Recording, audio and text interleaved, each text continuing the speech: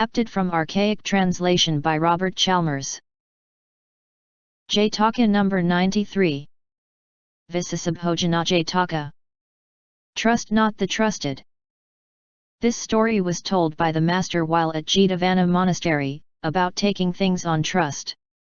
Tradition tells us that in those days the brethren, for the most part, used to rest content if anything was given them by their mothers or fathers, brothers or sisters, or uncles or aunts, or other family, arguing that in their lay state they had as a matter of course received things from the same hands.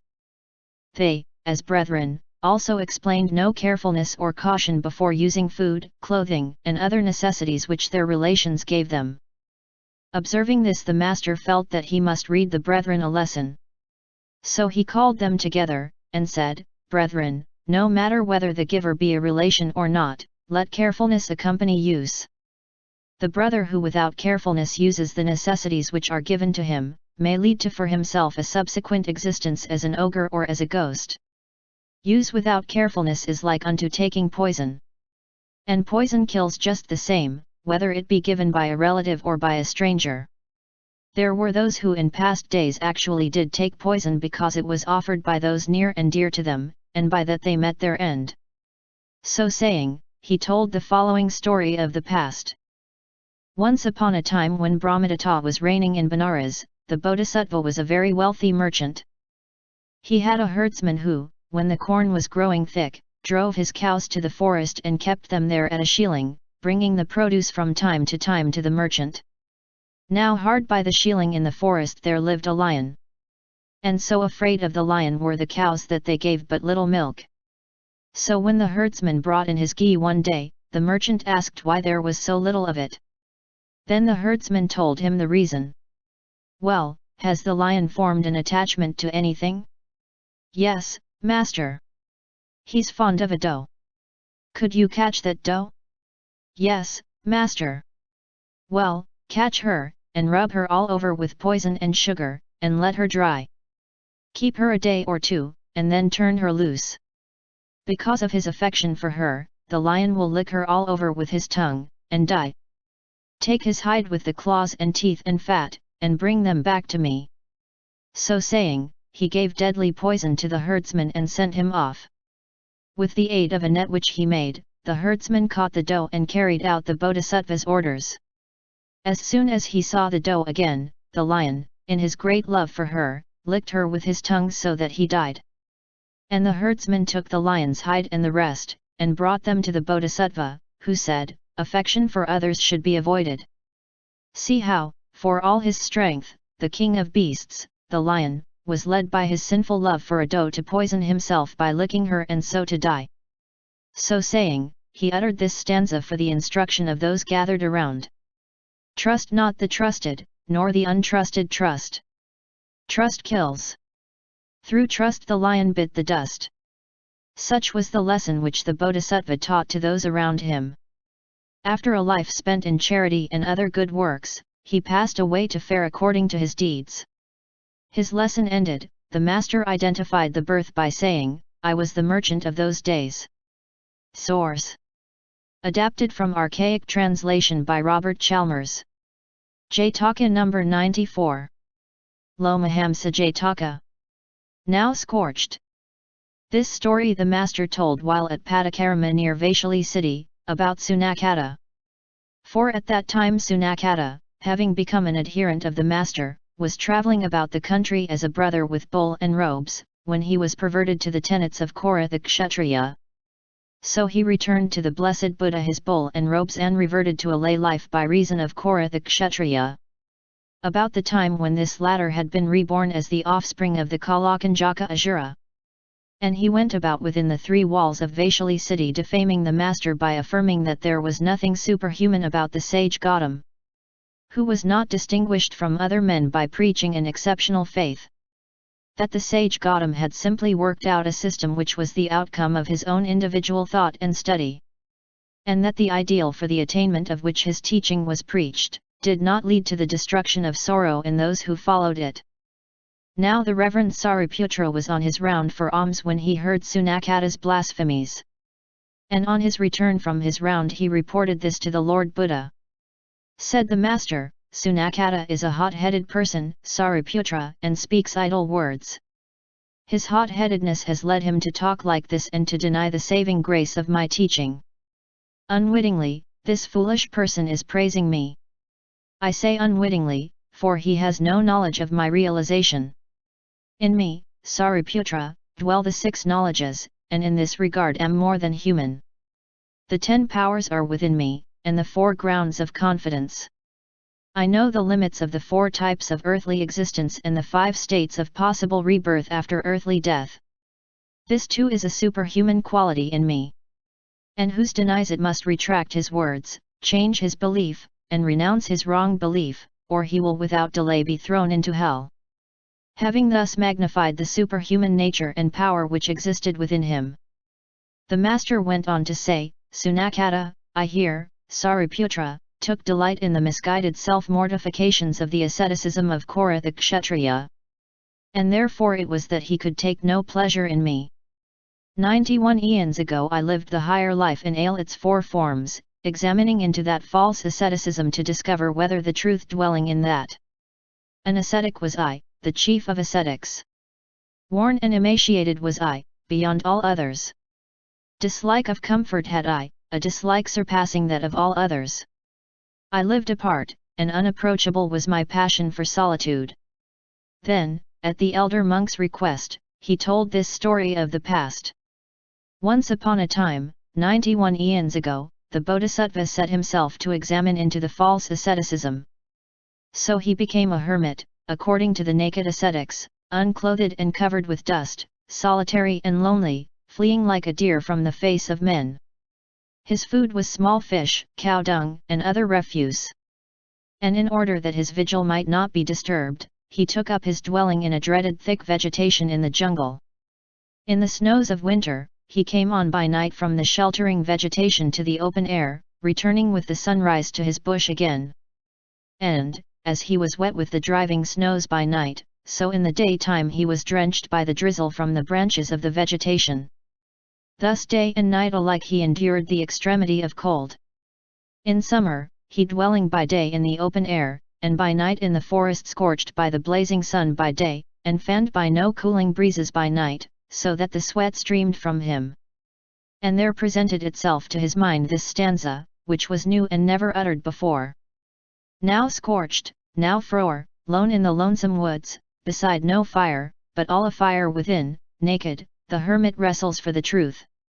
But when after a life spent in the rigors of this asceticism, the vision of hell rose before the bodhisattva as he lay dying, he realized the worthlessness of all his austerities, and in that supreme moment broke away from his delusions, laid hold of the real truth, and was reborn in the heaven of devas.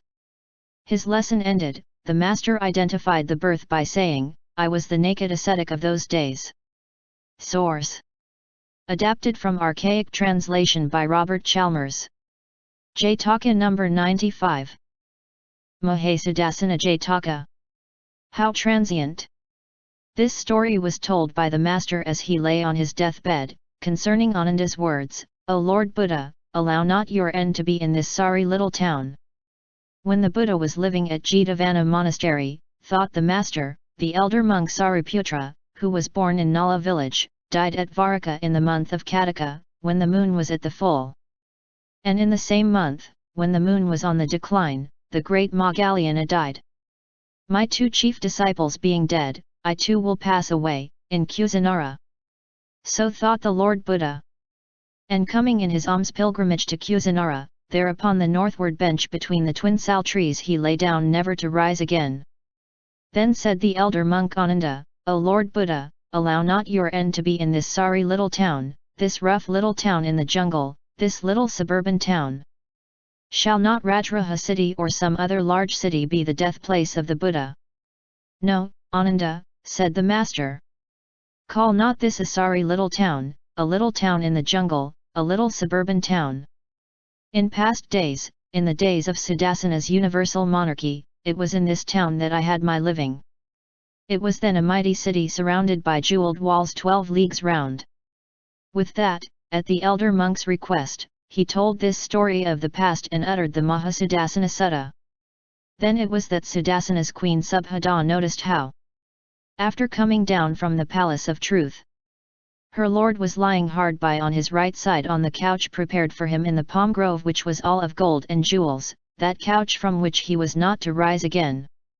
And she said, 84,000 cities, chief of which is the royal city of Kusavatai, own your power of governing, sire. Set your heart on them. Say not so, my queen, said Sudassana. Rather advise me, saying, keep your heart set on this town, and yearn not after those others. Why so, my lord? Because I shall die today, answered the king. In tears, wiping her streaming eyes, the queen managed to sob out the words the king asked her to speak. Then she broke into weeping and crying. And the other women of the harem, to the number of 84,000, also wept and wailed. Nor could any of the courtiers avoid, but all alike joined in one universal cry. Peace! Said the bodhisattva. And at his word their crying was stilled. Then, turning to the queen, he said, weep not, my queen, nor wail. For, even down to a tiny seed of sesamum, there is no such thing as a worldly thing which is permanent. All are transient, all must break up. Then, for the queen's benefit, he uttered this stanza. How transient are all worldly things! Growth is their nature and decay. They are produced, they are dissolved again. And then is best, when they have sunk to rest. Thus did the great Sudassana lead his discourse up to ambrosial nirvana as its goal. Moreover, to the rest of the people he gave the advice to be charitable, to obey the commandments, and to keep the fast days. The destiny be one was to be reborn thereafter in the realm of devas. His lesson ended, the master identified the birth by saying, the mother of Rahul was the queen Subhada of those days. Rahul was the king's eldest son. The disciples of the Buddha were his courtiers. And I myself the great Sudassana. Note. For the evolution of this Jataka, see the Mahaparinibbana Sutta and the Mahasudassana Sutta in Tipitaka source. Adapted from archaic translation by Robert Chalmers. Jataka number 96. Talapata Jataka. As one with care. This story was told by the master while living in a forest near the town of Dasaka in the Sumha country, concerning the Janapadakulyani Sutta. For on that occasion the Lord Buddha said, just as if, brethren, a great crowd were to gather together, crying Hail to the bell of the land! Hail to the bell of the land! And just as if in like manner a greater crowd were to gather together, crying the bell of the land is singing and dancing. And then suppose there came a man fond of life, fearful of death, fond of pleasure, and averse to pain, and suppose such an one were addressed as follows, Hi, there! You are to carry this pot of oil, which is full to the brim, between the crowd and the bell of the land. A man with a drawn sword will follow in your footsteps. And if you spill a single drop, he will cut off your head. What you think, brethren? Would that man, under these circumstances, be careless, and take no pains in carrying that pot of oil? By no manner of means, sir. This is an allegory, which I framed to make my meaning clear, brethren. And here is its meaning. The brimming pot of oil typifies a collected state of mind as regards things concerning the body, and the lesson to be learned is that such mindfulness should be practiced and perfected. Fail not in this, brethren.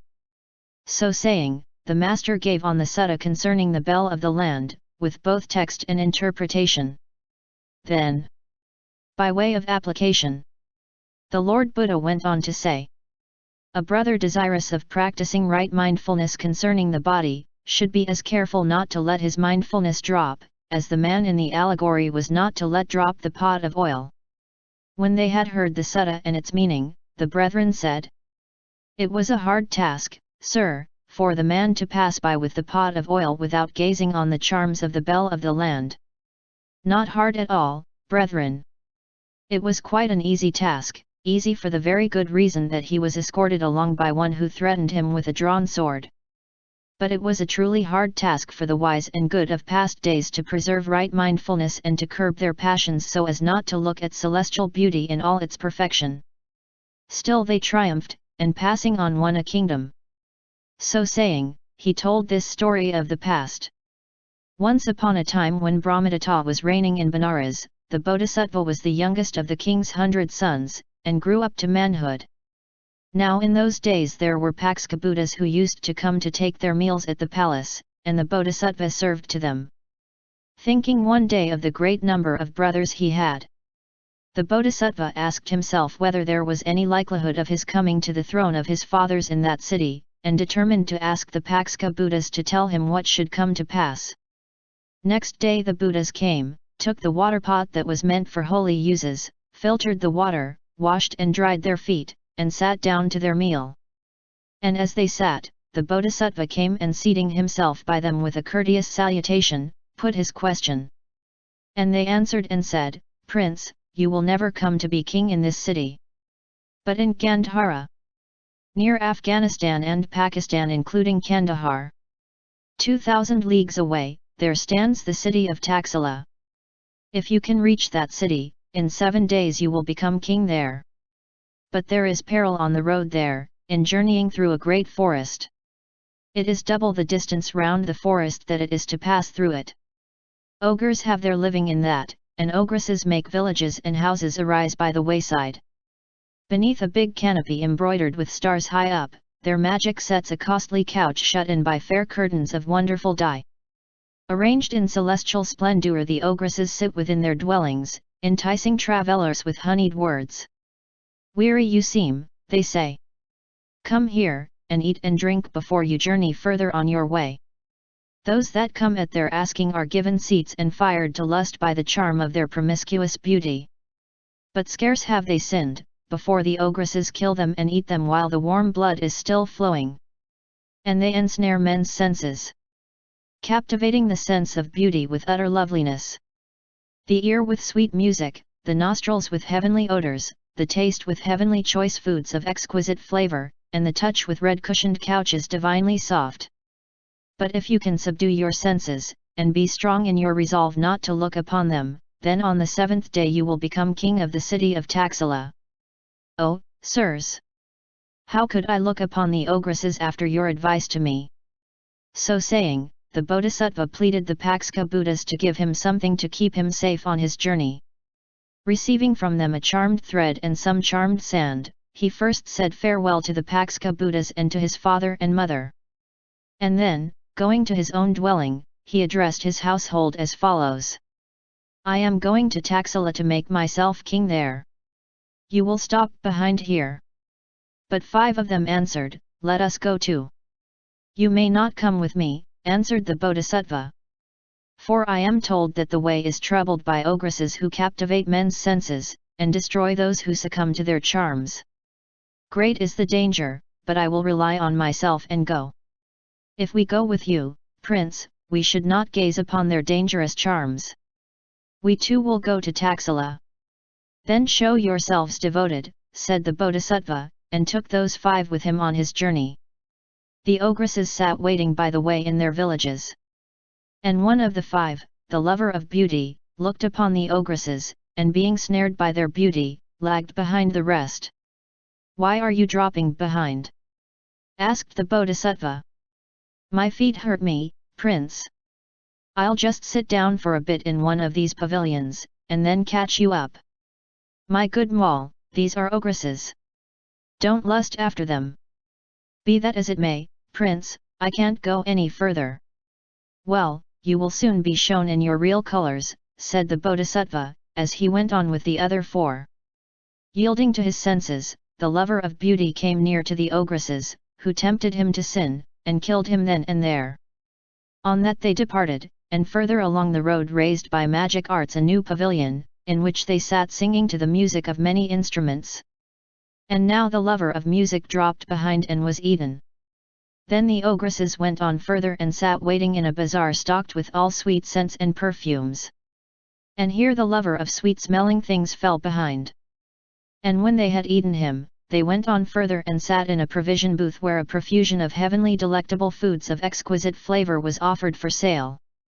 And here the gourmet fell behind. And when they had eaten him, they went on further, and sat on heavenly conches brought by their magic arts. And here the lover of comfort fell behind. And him too they ate. Only the bodhisattva was left now. And one of the ogresses followed him, promising herself that for all his tough resolution she would succeed in devouring him before she turned back. Further on in the forest, woodmen and others, seeing the ogress, asked her who the man was that walked on ahead. "He is my husband, good gentleman." "Hi, there," said they to the bodhisattva. "When you have got a sweet young wife, fair as the flowers, to leave her home and put her trust in you, why don't you walk with her instead of letting her trudge wearily behind you? She is no wife of mine, but an ogress. She has eaten my 5 companions. Alas! Good gentleman," said she, "anger will drive men to say their very wives are ogresses and ghouls." Next, she simulated pregnancy and then the look of a woman who has borne one child. And child on hip, she followed after the bodhisattva. Everyone they met asked just the same questions about the pair, and the bodhisattva gave just the same answer as he journeyed on. At last he came to Taxila, where the ogress made the child disappear, and followed alone. At the gates of the city the bodhisattva entered a rest house and sat down. Because of the bodhisattva's realization and power, she could not enter too. So she dressed herself in divine beauty and stood on the threshold. The king of Taxila was at that moment passing by on his way to his garden, and was snared by her loveliness. "Go, find out," said he to an attendant, "whether she has a husband with her or not." And when the messenger came and asked whether she had a husband with her, she said, "Yes, sir. My husband is sitting within in the chamber." "She is no wife of mine," said the bodhisattva. "She is an ogress and has eaten my 5 companions." And, as before, she said, "Alas! Good gentleman, anger will drive men to say anything that comes into their heads." Then the man went back to the king and told him what each had said. "Treasure trove is a royal perquisite," said the king. And he sent for the ogress and had her seated on the back of his elephant. After a procession round the city, the king came back to his palace and had the ogress lodged in the apartments reserved for a queen wife. After bathing and perfuming himself, the king ate his evening meal and then lay down on his royal bed. The ogress too prepared herself a meal, and wore all her splendor. And as she lay by the side of the delighted king, she turned on to her side and burst into tears. Being asked why she wept, she said, "Sire, you found me by the wayside, and the women of the harem are many. Living here among enemies I shall feel crushed when they say who knows who your father and mother are, or anything about your family. You were picked up by the wayside. But if your majesty would give me power and authority over the whole kingdom, nobody would dare to annoy me with such taunts. Sweetheart, I have no power over those that dwell throughout my kingdom. I am not their lord and master. I have only jurisdiction over those who revolt or do sin. So I cannot give you power and authority over the whole kingdom. Then, sire, if you cannot give me authority over the kingdom or over the city, at least give me authority within the palace, that I may have rule here over those that dwell in the palace." Too deeply overcome with her charms to refuse, the king gave her authority over all within the palace and asked her to rule over them. Contented, she waited till the king was asleep, and then making her way to the city of the ogres returned with the whole crew of ogres to the palace. And she herself killed the king and devoured him, skin, tendons and flesh, leaving only the bare bones. And the rest of the ogres entering the gate devoured everything as it came in their way, not leaving even a bird or a dog alive. Next day when people came and found the gate shut, they beat on it with impatient cries, and effected an entrance, only to find the whole palace strewn with bones. And they exclaimed, "So the man was right in saying she was not his wife but an ogress." In his unwisdom the king brought her home to be his wife, and doubtless she has assembled the other ogres, devoured everybody, and then made off. Now on that day the bodhisattva, with the charmed sand on his head and the charmed thread twisted round his brow, was standing in the rest house, sword in hand, waiting for the dawn. Those others, meantime, cleansed the palace, garnished the floors afresh, sprinkled perfumes on them, scattered flowers, hanging bunches of flowers from the roof and festooning the walls with garlands, and burning incense in the place. Then they discussed together, as follows. The man that could so master his senses as not so much as to look at the ogress as she followed him in her divine beauty, is a noble and devoted man, filled with wisdom. With such an one as king, it would be well with the whole kingdom. Let us make him our king. And all the courtiers and all the citizens of the kingdom were one-minded in the matter. So the bodhisattva, being chosen king, was escorted into the capital and there decorated in jewels and anointed king of Taxila. Shunning the 4 evil paths, and following the 10 paths of kingly duty, he ruled his kingdom in righteousness, and after a life spent in charity and other good works passed away to fare according to his deeds. His story told, the master, as Buddha, uttered this stanza. As one, with care, a pot of oil will hold, full to the brim, that none may overflow, so he who travels on to foreign lands over his own heart, same way, restraint show. When the master had thus led up to the highest point of instruction, which is arhatship, he identified the birth by saying, the Buddha's disciples were in those days the king's courtiers, and I the prince that won a kingdom.